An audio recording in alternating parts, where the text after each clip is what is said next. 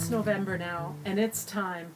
I've heard it's going to snow later this week, and even though I'm living in the Pacific Northwest, I have to cover my lemon trees. Yeah, lemons are usually seen in California, not this far north. But by covering them, I'm able to keep them over the winter. And they're now 3 years old, and I'm going to show you how I do that because I've been very excited by my success. First, I trim my trees back just a little bit, just to make sure I don't have any crossing branches.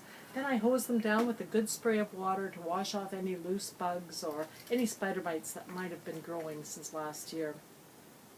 Then finally, I wrap them with Christmas lights. Those Christmas lights, oh, they're a tangle and they're a mess, but they're worth it. I got them at the secondhand store. So I use the old-fashioned Christmas lights, wrap them around, and finally I wrap them with rime or floating row cover.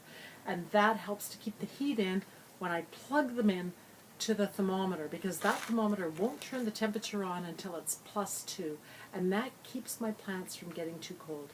Yes, they can get down to -7, but I don't want that. I want to keep them around 0, +1 or +2, and that way I'll get lemons again next year. This spring, when I opened them up from my rime, I found that they were blooming like crazy, and I got some great harvest.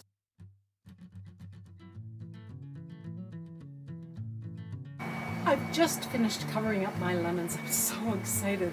I've got this overhead cover which I had built last year. Okay, my husband's an engineer. He designed it. It's got a wooden fence behind it so that it's south-facing so that it gets hot here. It has the overhanging plexiglass so that it doesn't get a heavy snow load.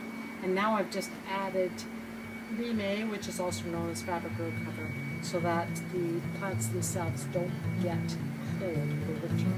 When it does get down to +2, my timer here, which I've got set at +2, turns on.